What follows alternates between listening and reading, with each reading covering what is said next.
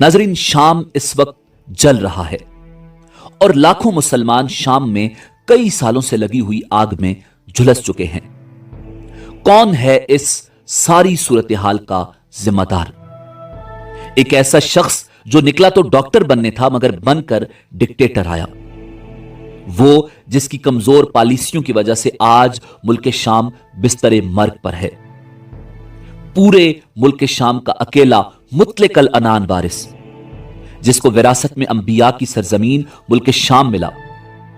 अल असद खानदान का छोटा बेटा इस वक्त कहां है? बासिल अल असद का छोटा भाई और हाफिज अल असद का बेटा बशारुल असद कौन था? आज की वीडियो में आपको मुकम्मल दास्तान सुनाएंगे। नाजरीन, शाम के सदर बशारुल असद की जिंदगी में बहुत से अहम लम्हात हैं, लेकिन शायद सबसे ज्यादा मुतासिर कुन वो कार हादसा था जो उस मकाम से हजारों किलोमीटर दूर पेश आया जहां वो रह रहे थे।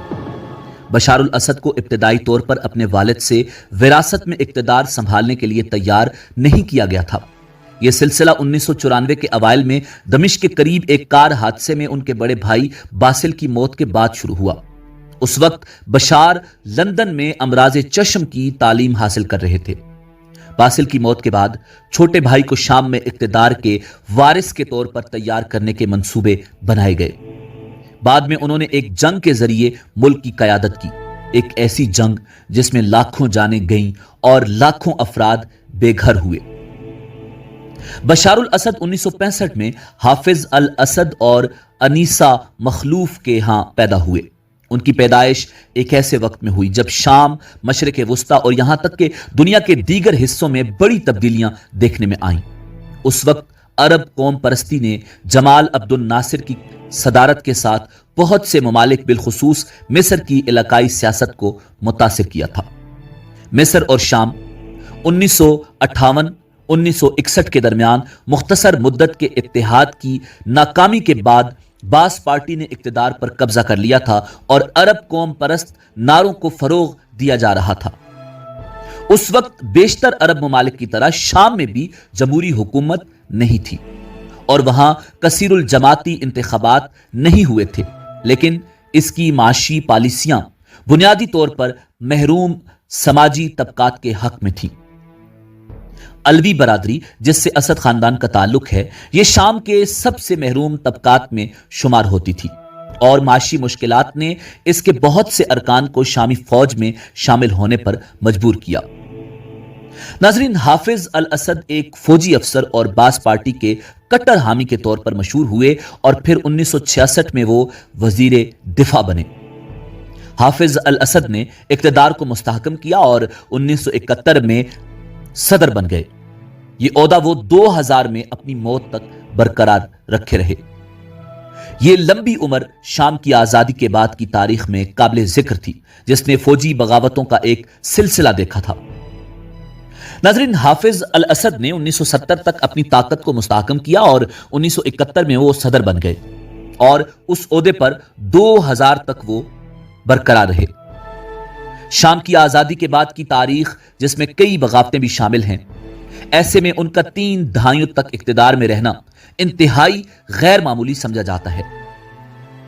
हाफिज अल असद एक सख्त गीर हुक्मरान थे जिन्होंने अपोजिशन को दबाया और जमहूरी इंतखाबात कराने से इनकार किया। ताहम उन्होंने अपनी खारजा पॉलिसी में अमलियत पसंदी का मुजाहरा किया।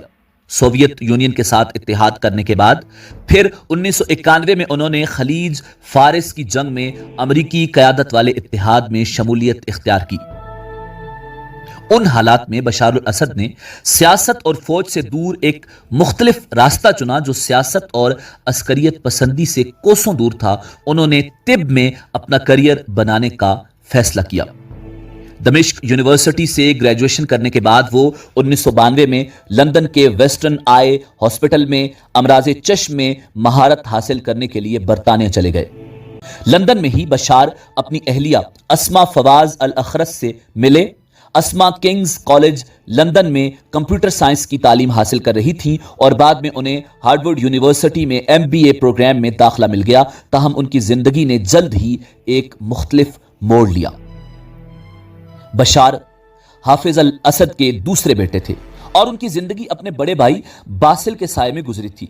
जिन्हें उनके वालिद के वारिस के तौर पर तैयार किया जा रहा था। अपने इंजीनियरिंग पस मंजर और घुड़सवारी के शौक की वजह से मशहूर बासिल को शाम में इक्तदार का यकीनी वारिस समझा जाता था। जनवरी 1994 में बासिल दमिश्क के करीब एक कार हादसे में जा बहक हो गए और उस हादसे ने बशार की जिंदगी बदल दी। उन्हें फौरी तौर पर लंदन से वापस बुला लिया गया और शाम के मुस्तकबिल की क़यादत के लिए उन्हें तैयार करने का अमल शुरू हो गया। बशार ने फौज में शमूलियत इख्तियार की और मुस्तकबिल में अपने किरदार के लिए अवामी इमेज बनाना शुरू कर दिया।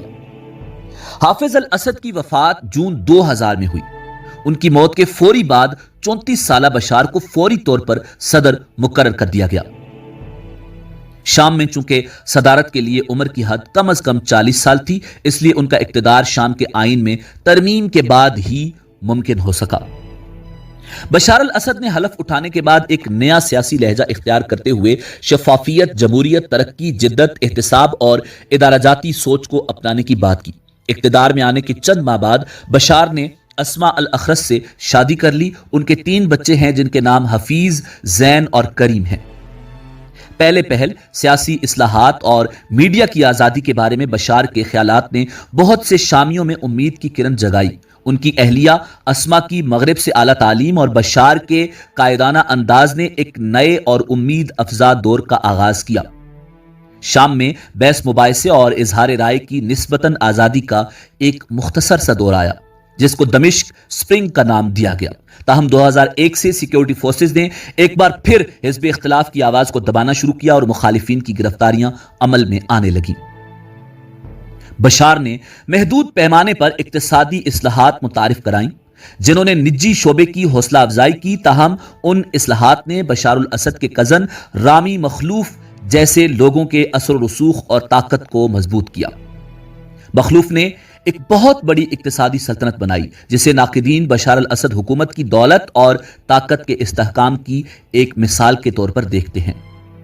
दमिश्क स्प्रिंग के इख्तिताम के बाद बैनुल अक़वामी ताल्लुकात के एक नए दौर का आगाज हुआ जो 11 सितंबर 2001 के हमलों और उसके बाद अफगानिस्तान और इराक में अमरीका की जंगों के बाद वजूद में आया था। नाज़रीन, 2003 में इराक में होने वाली जंग बशार के मगरबी हुकूमतों के साथ ताल्लुकात में तनाव का सबब बनी। शामी सदर ने इराक पर अमरीकी हमले की मुखालिफत की थी।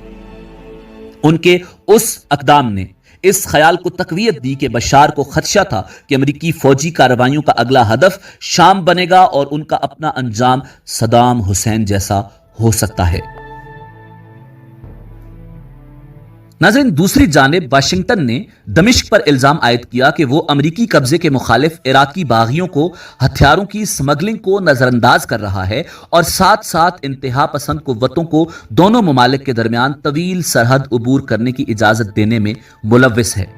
आखिरकार 2003 के आखिर में अमरीका ने मुतअद्दिद वजूहात को बुनियाद बनाकर शाम पर पाबंदियां आयद कर दी, जिसमें सिर्फ इराक को ही नहीं बल्कि लेबनान में शामी फौज की मौजूदगी को भी जवाज बनाया गया। फरवरी 2005 में लेबनान के साबिक वजीर आजम रफीक हरेरी बैरूत के मरकज में एक बड़े धमाके में हलाक हो गए और उस वाक़े का इल्जाम शाम और उसके इत्तेहादियों पर लगाया गया। रफीक हुरैरी की हलाकत के बाद लेबनान में बड़े पैमाने पर मुजाहरे शुरू हुए और बिलाखिर बैनुल अक़वामी दबाव के बायस तकरीबन 30 साल बाद लेबनान से शामी अफवाज का इनखला हो गया। 2020 में एक खुसूसी बैनुल अक़वामी ट्रिब्यूनल ने हिजबुल्लाह के एक रुकन को उस कत्ल का जिम्मेदार करार दिया। ताहम बशार और उनके अहम इत्तेहादी लेबनान की हिजबुल्लाह ने हुरैरी के कत्ल में मुलव्विस होने की तरदीद की है। बशार की सदारत के पहले अशरे में शाम के ताल्लुकात सबसे पहले ईरान के साथ मजबूत हुए, जिसके साथ ही कतर और तुर्की के साथ ताल्लुकात में भी तेजी और बेहतरी आई। ताहम उनके साथ ताल्लुकात बाद में बदल गए। दर हकीकत सऊदी अरब ने इब्तिदाई तौर पर नौजवान सदर बशार अल असद की हिमायत की। ताहम दमिश्क और रियाज के ताल्लुकात में बाद में कई उतार चढ़ाव आए। बशार अल असद ने मजमूई तौर पर वालिद के नक्शे कदम पर चलते हुए बराह रास्त फौजी तनाज़ात से बचने के लिए मोहतात रवैया अपनाया। एक दहाई की हुक्मरानी के बाद शाम के सदर को आमराना नुक्ता नजर रखने वाले रहनुमा के तौर पर जाना जाता था, जिसके दौर में मुखालिफिन की आवाज को दबाया जा रहा था। दिसंबर 2010 में अस्मा असद ने ووگ میگزین کو دیے گئے انٹرویو میں دعویٰ کیا تھا کہ ان کے ملک میں جمہوریت کی حکمرانی ہے۔ اسی دن تیونس کے ایک سبزی فروش محمد نے ایک پولیس اہلکار کے تھپڑ مارنے کے بعد خود کو آگ لگا لی، اور اس کارروائی کے نتیجے میں تیونس میں ایک عوامی بغاوت نے جنم لیا جس نے صدر زین العابدین بن علی کا تختہ الٹ دیا۔ تیونس میں ہونے والی بغاوت سے غیر متوقع طور پر عرب دنیا میں انقلابی تحریکوں کا آغاز ہوا، اور یہ آگ مصر، لیبیا، یمن، بحرین اور شام تک پہنچ گئی۔ ناظرین، مارچ 2011 کے ووگ انٹرویو میں چھپے مضمون کے مطابق صحرا میں گلاب کے عنوان نے شام کو بم دھماکوں، کشیدگی اور اغوا سے پاک ملک کے طور پر بیان کیا، تاہم شام کی یہ شبیہ چند مہینوں میں بالکل بدل گئی۔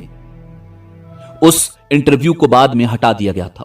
اسی سال مارچ کے وسط میں دمشق میں حمیدیہ مارکیٹ کے ارد گرد مظاہرے شروع ہوئے۔ چند روز بعد دیواروں پر بشار کے خلاف نعرے لکھنے والے بچوں کی گرفتاری کے رد عمل میں جنوبی شام کے شہر درہ میں بڑے پیمانے پر ایک احتجاجی مظاہرہ کیا گیا جو تیزی سے پورے ملک میں پھیل گیا۔ 2 ہفتے بعد پارلیمنٹ میں ایک خطاب میں بشار نے شام کے خلاف کی جانے والی سازش کو ناکام بنانے کا عزم ظاہر کیا، اور ساتھ یہ بھی تسلیم کیا کہ بہت سے لوگوں کی ضروریات زندگی پوری نہیں ہو پا رہی ہیں۔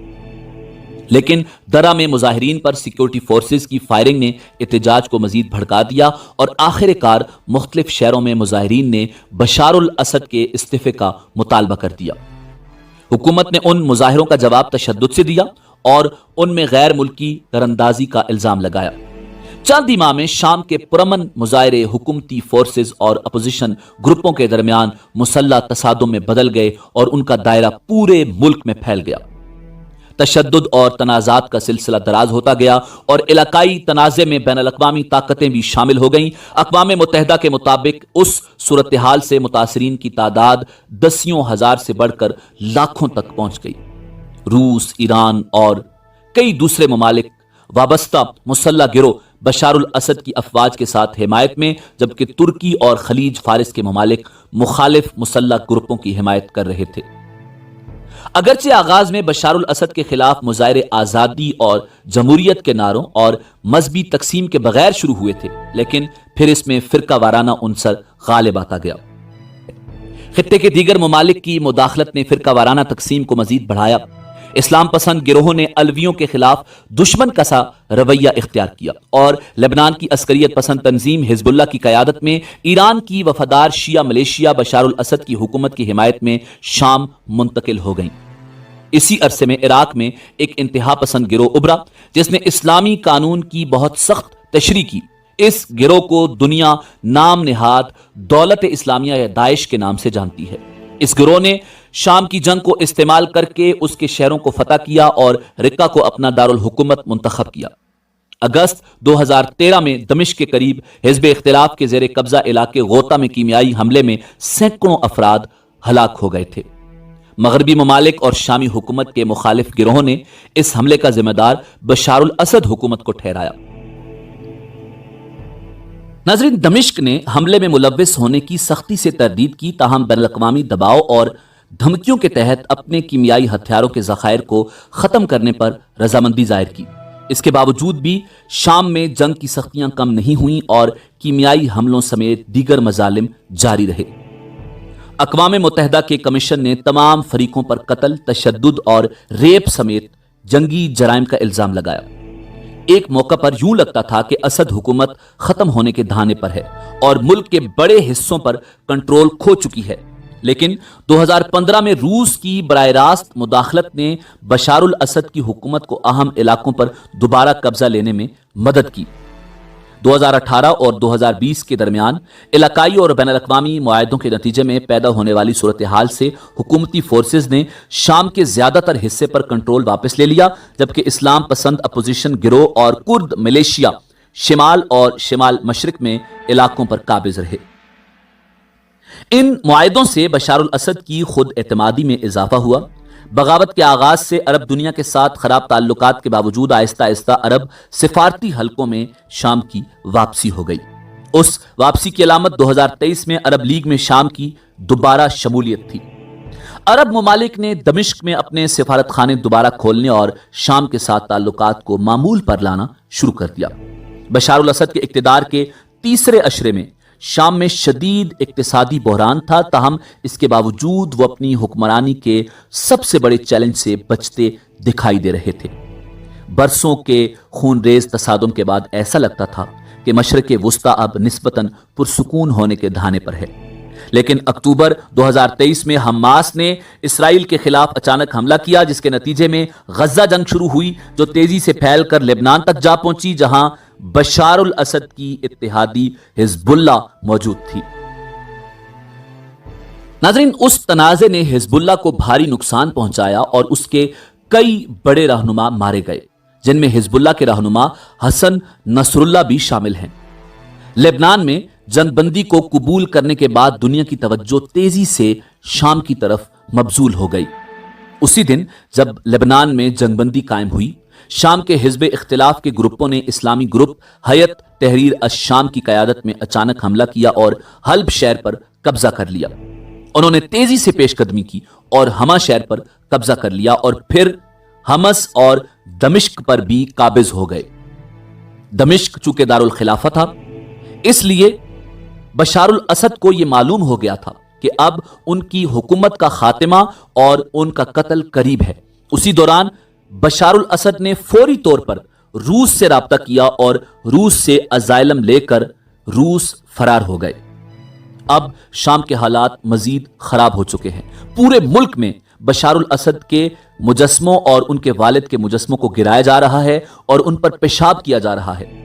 उनके कब्रिस्तान तक को आग लगा दी गई है। मुल्क में हर तरफ अफरा तफरी का आलम है। कैदी रिहा किए जा रहे हैं, मगर किसी को मालूम नहीं कि इस वक्त वो बशार जो एक डिक्टेटर बनकर शाम में आया था कहां है। क्या वो जिंदा है या मर गया है? बाज़ ज़राए ये भी कह रहे हैं कि रूस जाते हुए तैयारा तबाह हो गया और बशार मौत के आगोश में चला गया, मगर कोई नहीं जानता कि इस वक्त बशार अल असद कहां है। ज़राए ये कहते हैं कि बशार अल असद रूस में मौजूद है। नाजरीन, इसी उम्मीद के साथ इजाजत दीजिए कि आपको हमारी वीडियो पसंद आई होगी। मिलते हैं बहुत जल्द एक नई तारीखी, तहकीकी और मालूमाती वीडियो के साथ। देखते रहिए info@adil। अल्लाह रब्बुल इज़्ज़त आपका हामी और नासिर हो।